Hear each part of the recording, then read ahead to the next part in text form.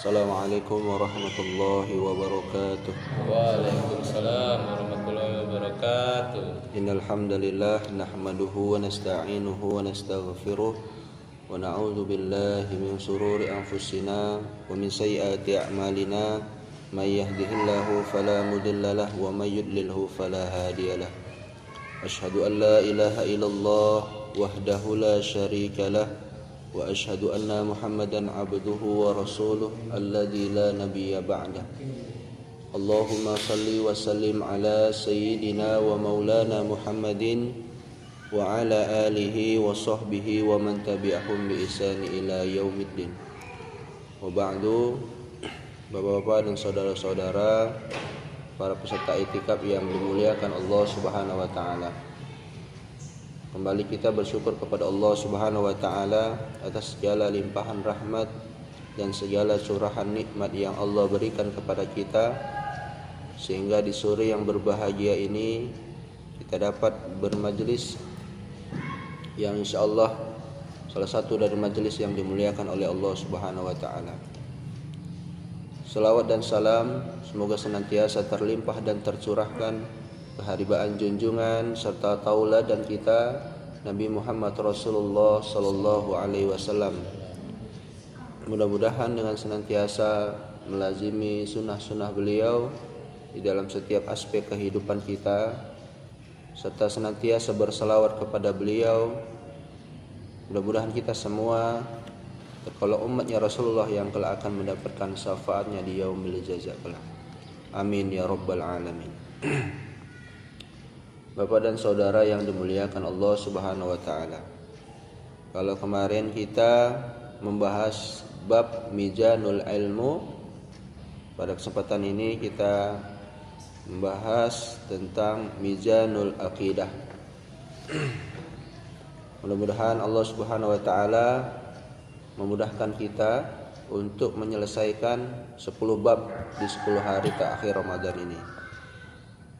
Baik, Bapak dan saudara yang dimuliakan Allah Subhanahu wa taala, secara etimologi atau secara bahasa, akidah itu berasal dari kata al-aqdu yang berarti pengingatan atau pengikatan atau mengikat sesuatu.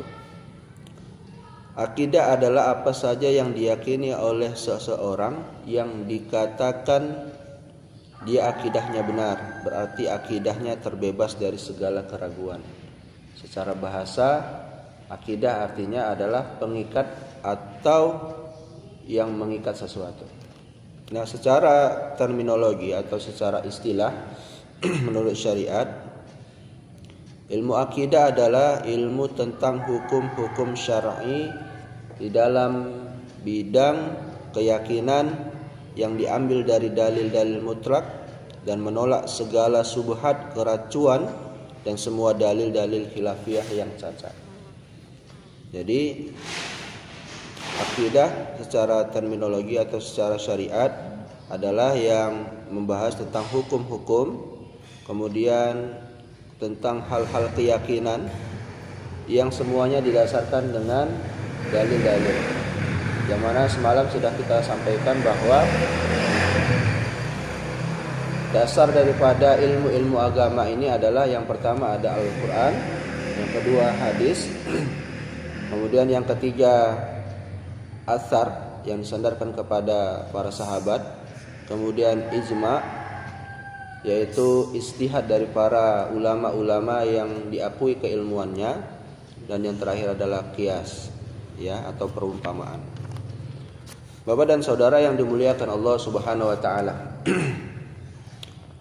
Ahlul sunnah wal jamaah memakai beberapa istilah dalam membahas akidah Islam. Jadi dalam membahas akidah itu ada beberapa istilah. Nah, istilah yang pertama itu akidah, ya. Antara lain istilah akidah Ahlus Sunnah wal Jamaah atau akidah Ahlul Athar atau nama yang lain semisalnya. Jadi antara lain istilah akidah ini juga dipakai dari zaman sahabat, ya. Kemudian yang kedua istilah akidah yang digunakan yaitu tauhid. Jadi akidah, tauhid ya ada beda tapi banyak persamaannya. Tetapi penamaan ini karena ia berbicara seputar tauhid uluhiyah, tauhid rububiyah, dan tauhid asma wa sifat, sifat-sifat Allah. Tauhid ini merupakan pembahasan yang paling agung dan mulia dalam masalah akidah, dan ia merupakan puncak dari istilah tauhid. Tauhid inilah yang banyak digunakan oleh para salaf. Kemudian yang ketiga yaitu as-sunnah. As-sunnah artinya adalah jalan. Istilah as-sunnah juga ditunjukkan untuk aqidatus salaf karena mereka mengikuti jalan Rasulullah SAW, ya, dan mengikuti sunnah para sahabatnya yang mendapat petunjuk, termasuk juga jalan yang ditempuh oleh 3 generasi pertama umat ini. Jadi yang disebut salaful ummah yaitu sebagaimana hadis Nabi, khairukum qarni summa alladzi yalunahum summa alladzi yalunahum summa alladzi yalunahum. Sebaik-baik kalian adalah di masaku, yaitu para sahabat. Kemudian setelah sahabat tabi'in. Kemudian setelah tabi'in, tabi'in. Nah, itu merekalah generasi salaf. Jadi Imam Syafi'i juga termasuk salaf, Imam Ahmad juga termasuk salaf, Imam Hambali, Imam Hanafi termasuk salaf, dan masih banyak ulama-ulama yang lain. Kemudian istilah yang lain dalam mempelajari ilmu akidah, usuluddin. Usuluddin ini artinya adalah pokok-pokok agama yang mencakup semua rukun iman, rukun Islam, serta berbagai masalah-masalah qat'i. Masalah qat'i ini artinya masalah yang sudah diputuskan dan disepakati oleh para ulama, ya, yang telah disepakati oleh para ulama. Ini usuluddin. Kemudian yang kelima, istilah yang kelima yaitu fiqhul akbar. Fiqhul akbar pengertiannya hampir serupa dengan usuluddin. Ia merupakan kebalikan dari fikih asghar yang isinya banyak membahasan persoalan-persoalan istihadiyah. Kemudian yang keenam, asy-syari'ah, yaitu apa-apa yang telah disyariatkan Allah dan Rasulnya dari sunnah-sunnah hidayah. Bagian yang paling besar adalah pokok-pokok agama itu sendiri. Nah, kemudian yang ketujuh yaitu al-iman, yaitu yang meliputi seluruh persoalan-persoalan i'tiqadiyah. Istilah-istilah ini yang paling menonjol dalam ruang lingkup pemahaman dan pembahasan akidah Ahlussunnah wal Jamaah. Bapak dan saudara yang dimuliakan Allah, kemudian sumber-sumber pengambilan akidah, ya, sebagaimana disampaikan tadi, yang kita pahami sumber yang pertama yang paling mendasar adalah Al-Qur'anul Karim, yaitu firman Allah Subhanahu wa taala. Yang kedua, sumbernya adalah As-Sunnah, yaitu segala yang merupakan sumber pengambilan yang kedua dari masalah akidah ini, yaitu As-Sunnah. Allah Subhanahu wa taala berfirman di dalam Al-Qur'an surat Al-Hasr ayat ke-7, "Wa ma ataakumur rasul fakhuduhu wa ma nahakum anhu fantahu wattaqullaha innallaha syadidul iqab." Apa yang diberikan Rasul kepadamu maka terimalah, dan apa yang dilarangnya bagimu maka tinggalkanlah, dan bertakwalah kepada Allah, sesungguhnya Allah amat keras hukumannya. Nah, ini menjadi dalil bahwa apa-apa yang diperintah oleh Rasulullah, apa-apa yang dilarang oleh Rasulullah, itu menjadi keharusan kita untuk melaksanakan, mengikutinya. Kemudian dasar yang ketiga yaitu akal sehat. Ya, akal sehat. Jadi setelah mendapatkan ayat, dalil-dalil dari ayat-ayat Al-Qur'an, kemudian dalil ayat hadis-hadis dari Rasulullah, kemudian akal sehat. Tetapi dalam penggunaan akal sehat ini juga kita merujuk akal sehatnya para ulama. Artinya para ulama lah yang akal sehatnya sudah sampai memahami daripada Al-Quran dan hadis itu sendiri. Karena sekarang ini kan banyak itu kan, kita kembali kepada Al-Quran dan hadis, Al-Quran dan hadis. Padahal dia tidak memahami makna daripada ayat dan hadis tersebut. Lalu bagaimana kita dapat memahaminya? Yaitu akan merujuk dari perkataan-perkataan para ulama untuk memahami Al-Quran dan hadis tersebut. Ya. Bapak dan saudara yang dimuliakan Allah Subhanahu wa taala. Secara garis besar ada beberapa penyimpangan ya terhadap akidah. Yang pertama, yang melatar belakangi seseorang itu mengalami penyimpangan dalam hal akidah. Yang pertama itu sebabnya karena kebodohan. Ya, kebodohan artinya ketiadaan ilmu tentang akidah, yang mana tentang meyakini keberadaan Allah, keesaan Allah, kemudian tentang perintah-perintah Allah. Nah, karena dia tidak memahami, ya. Jadi penyebab pertama penyimpangan akidah seseorang itu disebabkan karena tidak ada ilmuwan. Dan di Indonesia sendiri adalah wilayah yang subur terhadap aliran-aliran yang menyimpang. Disebabkan kenapa? Karena masih banyak masyarakat Indonesia yang lemah dalam ilmu agama. Sehingga ketika dapat ajaran-ajaran yang menyimpang, maka dia mudah menerimanya tanpa mengkoreksinya terlebih dahulu. Kemudian kedua, penyebab seseorang mengalami penyimpangan dalam akidah itu disebabkan karena fanatisme, buta terhadap nenek moyang mereka. Jadi pokoknya nenekku bilang begini, kalau satu surah buat sajen. Itu karena fanatisme buta yang tidak didasari dengan ilmu agama. Ya, Allah Subhanahu wa taala berfirman di dalam Al-Qur'an surah Al-Baqarah ayat 170, "Wa idza qila lahumuttabi'u ma anzalallahu qalu bal nattabi'u ma alfaina 'alaihi aba'ana awalau kana aba'uhum la yaqiluna syai'aw wa la yahtadun." Dan apabila dikatakan kepada mereka, ikutilah apa yang telah diturunkan Allah, mereka menjawab, tidak, tetapi kami hanya mengikuti apa yang telah kami dapati dari perbuatan nenek moyang kami. Apakah mereka akan mengikuti juga walaupun nenek moyang mereka itu tidak mengetahui sesuatu apapun dan tidak mendapat petunjuk. Nah, jadi ini yang kedua karena fanatisme. Jadi fanatik suku gitu kan. Orang tua-tua dulu begini, padahal syariat melarang.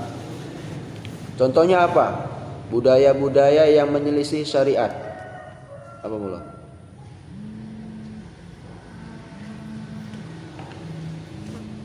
Sajen. Iya, sajen. Ya, kalau orang-orang Jawa masih mau nanti di momen-momen tertentu masang sajen. Misalnya dia buat hajatan, pasang sajen. Karena itu budaya dari nenek moyang mereka. Katanya leluhurnya pulang, jadi kasih sajen untuk leluhurnya yang pulang. Nauzubillah. Kemudian yang ketiga, penyebab terjadinya penyimpangan akidah seseorang. Yang ketiga karena taklid buta. Ya tadi fanatisme, yang ketiga taklid. Taklid ini ya menelan mentah-mentah apa yang informasi dia dapat atau ajaran yang dia dapat ditelan mentah-mentah. Kemudian yang keempat, berlebih-lebihan dalam bersikap terhadap wali dan orang-orang salih di antara mereka. Ghulu seperti dalam hal apa istilahnya itu? Tawassul. Sebagian kelompok kaum muslimin masih banyak yang membenarkan tawassul pakai dalil, ya kan, bertawasul kepada orang-orang soleh, pada para ulama-ulama, ya, datang ke kuburannya meminta barokah, kemudian minta disampaikan doanya kepada Allah. Ini adalah tawasul yang keliru. Nah, ada tawasul yang dibenarkan, sebagaimana itu tertera di dalam kitab Riyadhus Shalihin, tawasul terhadap amal soleh kita, ya, seperti kisah tiga laki-laki yang terjebak dalam gua, kemudian mereka bertawasul dengan amalnya. Yang satu bertawasul dengan amal birrul walidainnya kepada orang tua, yang mana setiap hari dia tidak memberikan susu yang dia bawa kepada anaknya atau istrinya sebelum orang tuanya minum. Nah, dia sangat memuliakan orang tuanya, dan itu menjadi tawasulnya ketika dia di dalam gua itu, untuk supaya Allah bukakan mulut gua itu yang tertutup oleh batu. Kemudian bertawasul dengan ketika dia dihadapkan dengan perbuatan dosa yang hampir saja dia melakukannya, karena dia takut kepada Allah, maka dia utarakan itu sebagai tawasulnya kepada Allah untuk supaya Allah membantu dan menolongnya.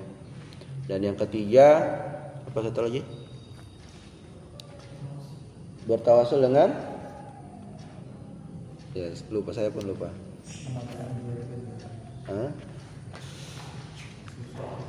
Bapak dan ikhwan yang dimuliakan Allah. Kemudian yang kelima, penyebab menyimpangnya akidah seseorang, yaitu karena lalai dari mentadabburi ayat-ayat Allah, malas belajar, menghadiri majelis ilmu, ya, malas mendengarkan ceramah-ceramah, sehingga ya seperti tadi, kebodohan, jadi kekurangan ilmu, sehingga ketika mendapat informasi-informasi berkaitan penyimpangan dalam akidah, dia langsung tertipu dan menerimanya. Kemudian keenam, kebanyakan rumah tangga pada masa sekarang telah kosong dari cahaya-cahaya tauhid. Ya, berarti artinya penanaman akidah tauhid itu, ya, sangat penting dan sangat perlu diperhatikan di setiap rumah-rumah kita. Maka di dalam syariat sendiri, penanaman akidah itu dimulai sejak dini. Sejak apa? Sejak apa, Bang Arif? Penanaman akidah terhadap anak itu sejak kapan? Ya, sejak kecilnya kapan? Sejak memilih calon ibunya. Itu dia. Jadi cari ibunya yang akidahnya itu akidah yang benar. Jangan nanti cari ahwat Syiah pula, bahaya. Ya, cari ahwat calon-calon yang akidahnya itu sudah benar, sudah diakui keilmuannya, ya, diyakini. Dan yang ketujuh, ketiadaan sarana pengajaran tauhid yang seharusnya ditumbuhkan dan dikembangkan. Apa sarananya? Ya, menciptakan majelis taklim, ya. Jadi ini salah satu sarana itu, ya, bagaimana dakwah ini bisa berkembang. Karena dari hadis Nabi, balighu anni walau ayat, sampaikanlah dariku walau satu ayat. Nah, menyampaikan ini ya nggak mesti juga jadi ustadz yang berbicara di atas podium-podium. Bisa menjadi tim sukses untuk mensukseskan sebuah pengajian, ya. Bagaimana kita bisa membuka pengajian-pengajian, menciptakan majelis-majelis taklim. Itu juga salah satu sarana, dan itu bagian dari perjuangan kita untuk mendakwakan agama ini. Bapak dan saudara yang dimuliakan Allah. Kemudian, ya, Akidah tauhid dalam dakwah Nabi sallallahu alaihi wasallam. Yang pertama, bahwa kebanyakan ayat-ayat Al-Qur'an berbicara tentang akidah tauhid ini, yaitu tauhid uluhiyah, tauhid rububiyah, dan tauhid asma wa sifat, serta dakwah untuk ikhlas dalam beribadah kepada Allah yang tiada sekutu baginya, juga menetapkan pokok-pokok keyakinan usulul i'tiqad, yaitu iman dan Islam.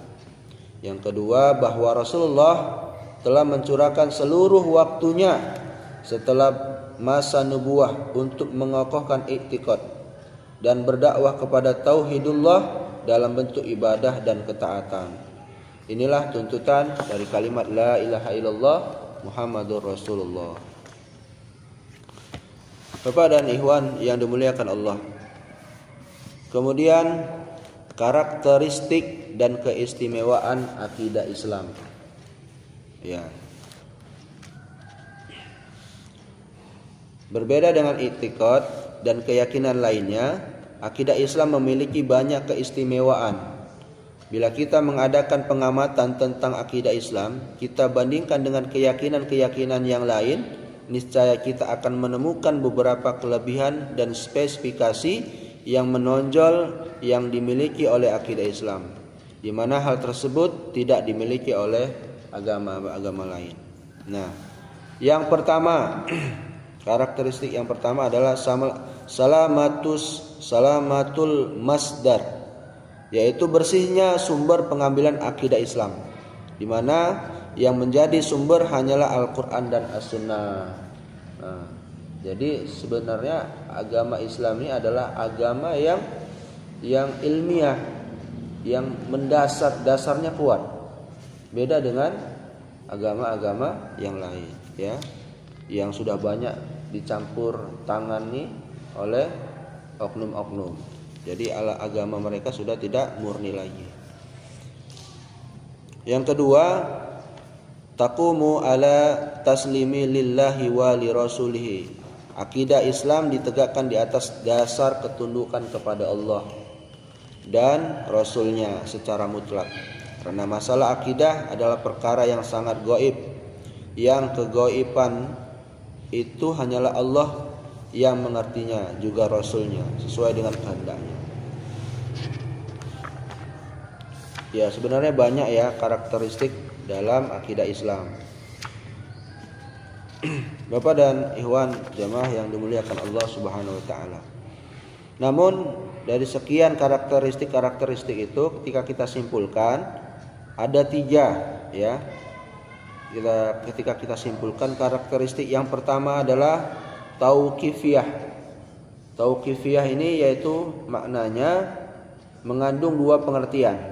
Pertama, Rasulullah SAW telah menjelaskan semua rincian muatan akidah Islam. Tidak ada satu bagian pun yang terlepas dari pembahasan dan penjelasannya. Pengertian ini merupakan konsekuensi penyempurnaan agama sebagaimana yang Allah sebutkan dalam Al-Quran. Kemudian tauqifiyah ini juga mengandung pengertian kesempurnaan iman dalam bentuk tunduk patuh secara mutlak kepada Allah dan Rasulnya. Ya. Yang kedua, karakteristik yang kedua adalah ghaibiyah, yaitu berarti bersifat tidak bisa ditangkap oleh indera maupun jasad kita. Jadi karakteristik akidah kita itu adalah beriman kepada yang gaib, ya. Memang kita tidak pernah berjumpa dengan Allah, ya, karena berbicara akidah muaranya adalah intinya adalah beriman kepada Allah. Dan ketika ditanya seperti di mana Allah, apakah pernah berjumpa dengan Allah, atau bagaimana kondisi atau posisinya Allah, semua itu adalah gaib, kecuali ada dalil-dalil yang menerangkan, seperti tentang keberadaan Allah, ya, Ar-Rahmanu 'ala 'arsy istawa. bahwa Ar-Rahman yang Maha Pengasih itu bersemayam di atas arsy. Dan ternyata ayat ini juga banyak diperdebatkan oleh kaum muslimin. Ada yang mengatakan istiwanya itu tidak bisa ditakwil. Artinya ya Allah tidak perlu tempat, sebagian pemahaman begitu. Padahal 4 imam mazhab yang sohor, Imam Abu Hanifah, Imam Malik, Imam Syafi'i, Imam Ahmad, mereka sepakat bahwa istiwa Allah itu di atas arsy sesuai dengan dalil Al-Qur'an. Ya, salah satunya surat Toha di ayat 5, Ar-Rahmanu 'ala arsy istawa. Bahwa Ar-Rahman yang Maha Pengasih itu bersemayam di atas arsy-Nya. Ya, ini ada beberapa kaul ulama, ya 4 ulama mazhab ya. Pertama, Imam Abu Hanifah. Imam Abu Hanifah ini mengatakan bahwa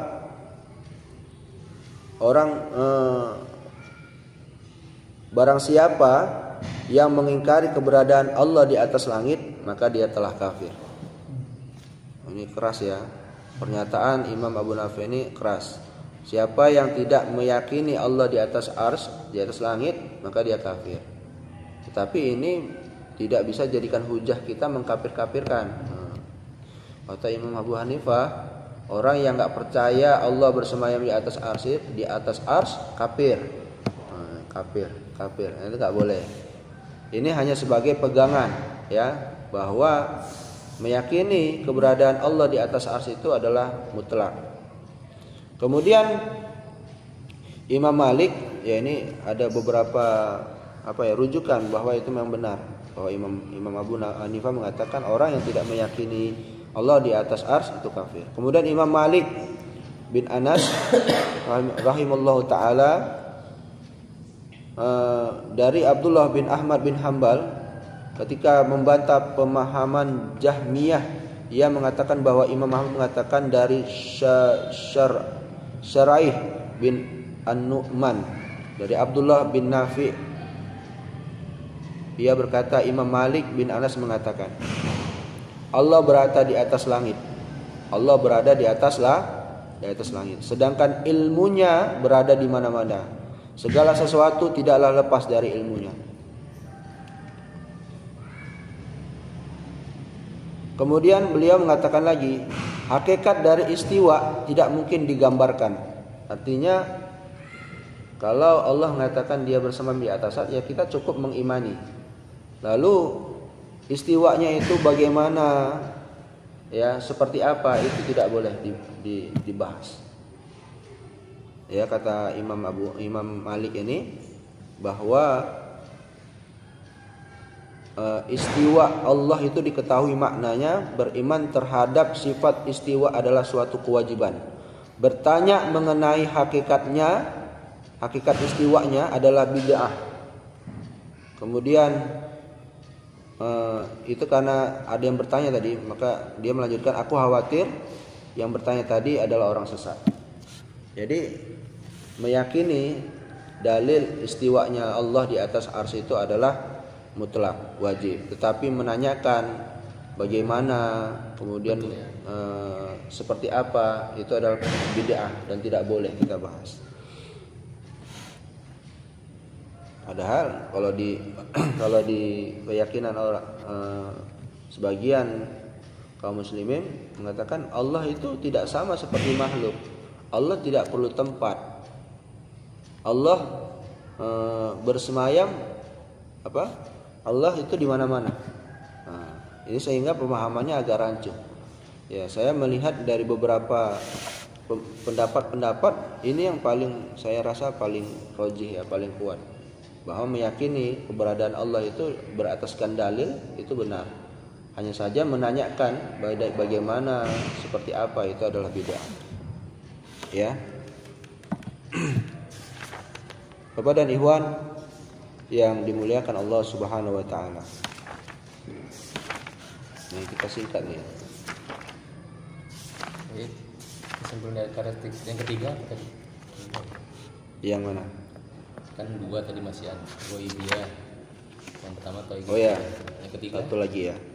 Yang satu lagi Sumuliyah. Ya, karakteristik daripada akidah Ahlussunnah. Yang ketiga Sumuliyah. Maksudnya bahwa akidah Islam ini mencakup segala dimensi. Ya, artinya sempurna ya. Di mana Islam tampil beda dengan segala macam mazhab dan pemikiran selainnya. Allah telah menciptakan manusia dan mencukupi segala kebutuhan yang diinginkan oleh manusia. Allah juga mengatur dengan sistemnya yang sempurna juga. Allah lah yang menentukan akhir bagi eksistensinya. Ya, yang ketiga adalah Sumuliyah, bahwa akidah Islam ini adalah sempurna, ya, meliputi segalanya.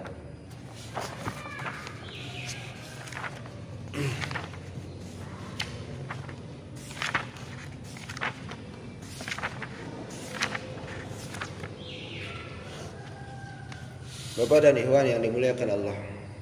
Kemudian beberapa firqah sesat dalam masalah akidah. Jadi sekarang ini banyak firqah ya. Sebenarnya pun bukan sekarang aja. Udah dari dulu-dulu sudah banyak firqah yang sesat dalam masalah akidah.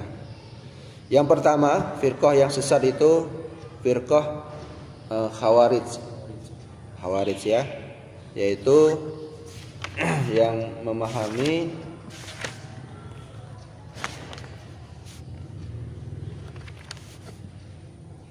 ciri-ciri Khawarij itu, yang pertama mereka adalah kaum yang mudah mencela dan cepat menganggap sesat tindakan seseorang. Ya, itu yang cepat ngapir-ngapirkan. Dengan hujah perkataan Imam Abu Hanifah lalu mengafirkan orang yang tidak beriman tentang keberadaan Allah di atas arsy. Kemudian ciri yang kedua, mereka adalah orang yang sangat berlebihan dalam melaksanakan ibadah. Ya, rajin membaca Al-Quran, dahi-dahi mereka hitam karena banyak bersujud, air mata mereka selalu tumpah karena banyak menangis, dan mereka rajin melaksanakan siyam sunnah. Namun sejatinya mereka adalah orang yang jauh dari agama karena sempitnya ilmu dan pemahaman mereka. Bacaan Al-Quran mereka hanya sebatas ucapan di bibir yang tidak dijiwai dan dipahami oleh hati mereka. Rasulullah menggambarkan mereka telah keluar dari agama Islam sebagaimana anak panah yang melesat mengenai dan menebus tubuh binatang buruan.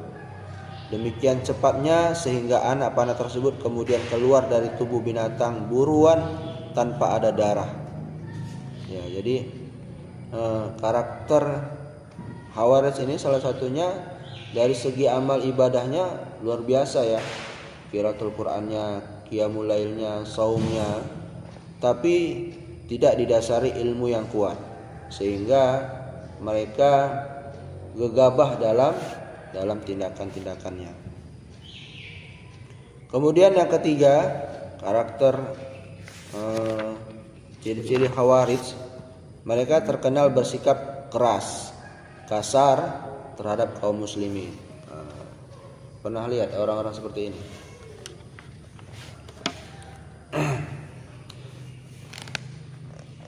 Kemudian mereka adalah suatu kaum yang tidak memiliki ilmu yang cukup dalam memahami agama, ya. Berangkat dengan beberapa dalil dengan pemahaman yang sederhana, kemudian semangat yang menggebu-gebu. Seperti dalam hal jihad misalnya. Ya. Itu ciri-ciri Khawarij. Tetapi kita berhati-hati dalam memponisnya. Ini Khawarij ini. Jangan seperti ada tetangga kan, sikit-sikit ini Khawarij, ini kafir gitu kan. Itu enggak boleh memponis. Yang jelas ciri-ciri Khawarij tadi yang saya sampaikan ada 4. Kemudian akidah kaum Khawarij ini, yang pertama, mereka mengakui Khalifah Abu Bakar, Umar, Utsman. Namun untuk kekhalifahan Utsman mereka hanya mengakui sebagiannya saja, yaitu setengah pertama dari masa kekhalifahannya. Adapun setengah kedua dari kekhilafahannya, yang terakhir dengan pembunuhan atas dirinya oleh kaum pemberontak, tidaklah mereka akui karena mereka memvonis Utsman telah kafir. Ternyata di masa Utsman sudah ada. Sekali sahabat Utsman radhiyallahu anhu saja sudah mereka kafirkan. Kemudian yang kedua, kaum Khawaris ini mengkafirkan Ummul Mukminin Aisyah radhiyallahu anha karena ikut terlibat dalam perang Jamal. Yang ketiga, mereka juga menganggap kafir semua sahabat yang terlibat dalam perang Jamal dan Siffin, baik dari kelompok Aisyah radhiyallahu anha maupun Muawiyah. Kemudian yang keempat, mereka menganggap bahwa ibadah sehari-hari seperti sholat, zakat maupun amalan lainnya adalah rukun iman. Dengan demikian, barang siapa yang meninggalkan salah satunya adalah kafir. Jadi kalau nggak sholat kafir, nggak puasa kafir, nggak mau haji padahal mampu kafir. Kemudian yang kelima, menolak hadis-hadis sahih yang mereka yakini bertentangan dengan zahir ayat-ayat Al-Quran, seperti hadis tentang syafaat dan lainnya. Padahal sebenarnya tidak ada pertentangan antara hadis yang sahih dengan ayat Al-Quran. Akal dan pemahaman mereka saja yang masih terbatas sehingga tidak mampu memahami. Ini yang pertama, ya, kelompok yang menyimpang. Pertama Khawarij. Kemudian yang kedua Syiah.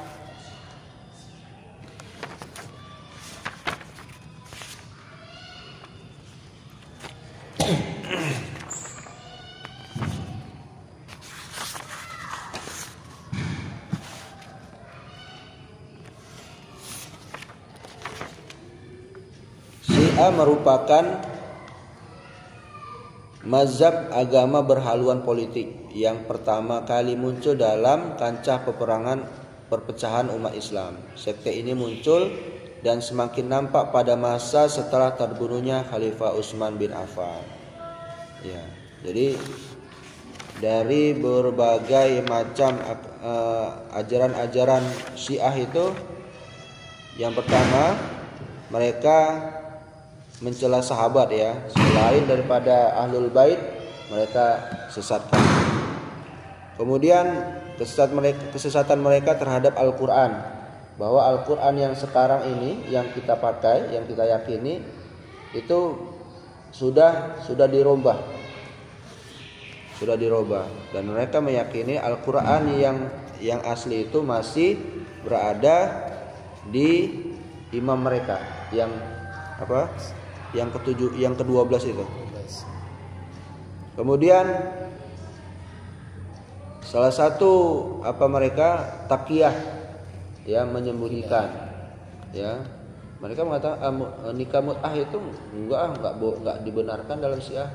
Padahal mereka mengamalkan, ulama-ulama mereka mengamalkan, ya, kawin mut'ah, yaitu kawin kontrak. Kemudian yang ketiga Mu'tazilah.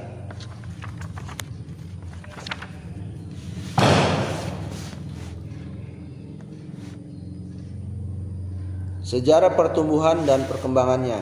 Kaum Mu'tazilah merupakan kelompok manusia yang pernah menggemparkan dunia Islam selama lebih dari 300 tahun akibat fatwa-fatwa mereka yang menghebohkan selama waktu itu. Kemudian selama waktu itu pula kelompok itu telah menumpahkan darah ribuan kaum muslimin, terutama para ulama ahlu sunnah yang bersikukuh dengan akidah mereka, Mu'tazilah. Siapa itu Mu'tazilah? Ya. Nah, gitu, Mu'tazilah itu apa gitu? Ya, orang yang bagaimana gitu. Akidah Mu'tazilah ini, ya, dari Abul Hasan Al-Khayyat berkata dalam kitabnya Al-Insar, tidak seorang pun berhak mengaku sebagai penganut Mu'tazilah sebelum ia mengakui al-usul al-khamsah atau 5 dasar, yaitu at-tauhid, al-adl, al-wa'du, wal-wa'id. al-manjilah baina al-manjilatain, dan al-amru bil ma'ruf wan nahyu anil munkar. Jika ia telah menganut semuanya, maka ia telah menganut paham Mu'tazilah. Apa itu yang pertama tadi? Tauhid, yaitu memiliki arti penetapan bahwa Al-Quran itu adalah makhluk. Ini pemahaman di masa Imam Ahmad ya. Sebab jika Al-Quran bukan makhluk, berarti terjadi sejumlah zat yang qadim atau kekal. Menurut mereka Allah adalah qadim, dan jika Al-Quran adalah qadim, berarti terdapat dua zat yang qadim ya. Kemudian yang kedua adalah al-adl. Ini akidahnya al-Mu'tazilah, yaitu memiliki arti pengingkaran terhadap takdir. Sebab menurut keyakinan mereka, Allah tidak menciptakan dan tidak mentakdirkan keburukan. Apalagi apabila Allah menciptakan keburukan, kemudian dia menyiksa manusia karena melakukan keburukan yang diciptakannya tersebut, berarti dia berbuat zalim. Dan yang ketiga, al-wa'du wal wa'id, atau terlaksananya janji dan ancaman Allah. Maksudnya adalah apabila Allah telah mengancam akan menyiksa sebagian hambanya yang melakukan amal keburukan tertentu, mau tidak mau Allah harus menyiksanya. Jadi pemahamannya bahwa Allah akan melaksanakan janjinya, ancaman dari maksudnya Allah adalah apabila telah mengancam akan menyiksa, maka akan melakukannya ya. Kemudian yang keempat, al-manjilah baina al-manjilatain, atau satu kedudukan di antara dua kedudukan ya, ini panjang kali ya.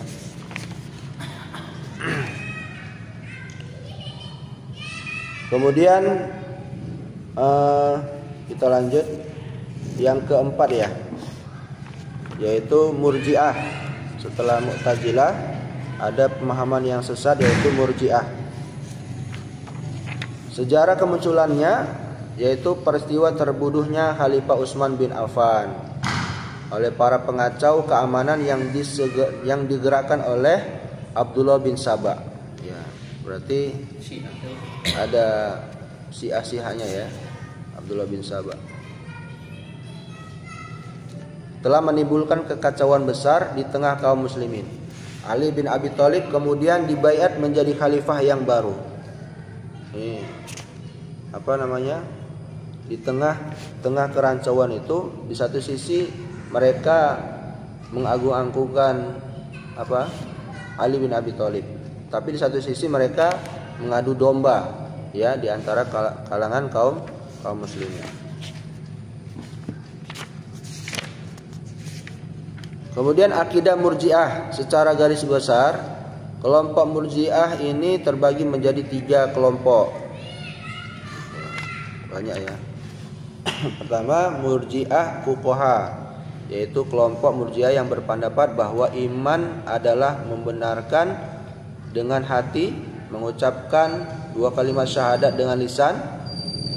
Adapun amalan anggota badan menurut mereka bukan termasuk bagian daripada iman. Jadi menurut Murji'ah Fuqaha ini, bahwa iman itu hanya diyakini di hati, tasdiq bi qalbi wa qaulu bil lisan. Sedangkan amal fi jawari tidak bagian daripada iman. Ya, insyaallah. Kedua, Murji'ah Karamiyah. Mereka adalah Muhammad bin Karam dan para pengikutnya. Mereka berkeyakinan bahwa iman adalah pembenaran lisan semata. Maksudnya barang siapa telah mengucapkan 2 kalimat syahadat, maka dia dianggap sebagai seorang mukmin yang sempurna imannya, tidak peduli kepada keadaan hati dan amalan anggota badannya. Dia dianggap mukmin sekalipun hatinya mengingkari adanya Allah.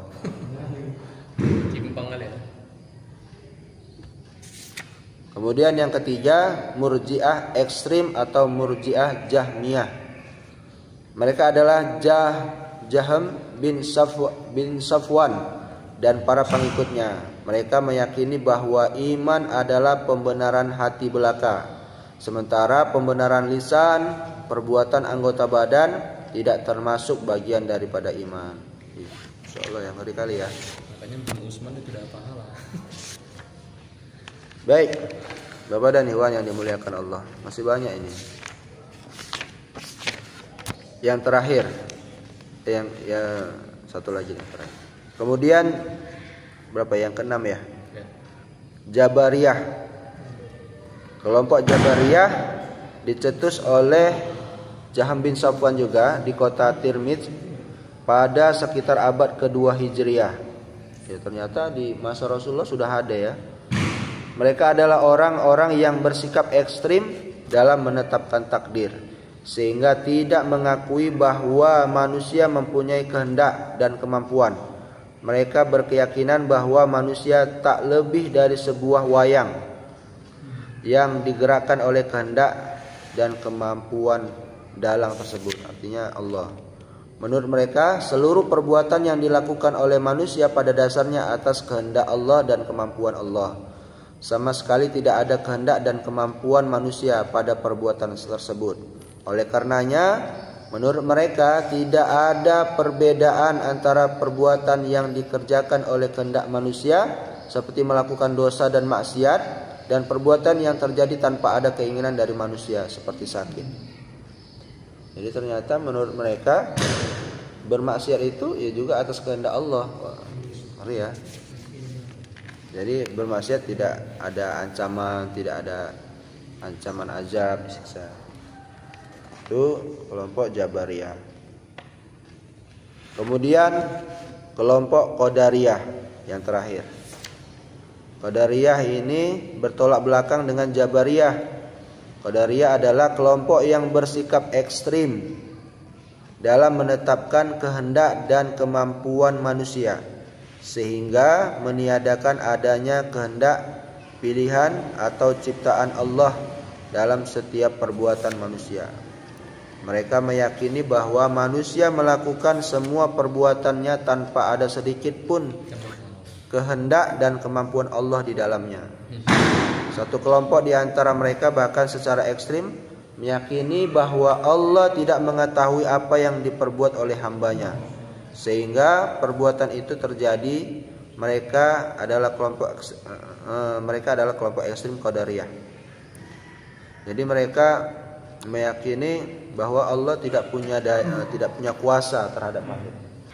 Inilah 7 kelompok aliran-aliran yang menyimpang dari akidah Ahlus Sunnah wal Jamaah.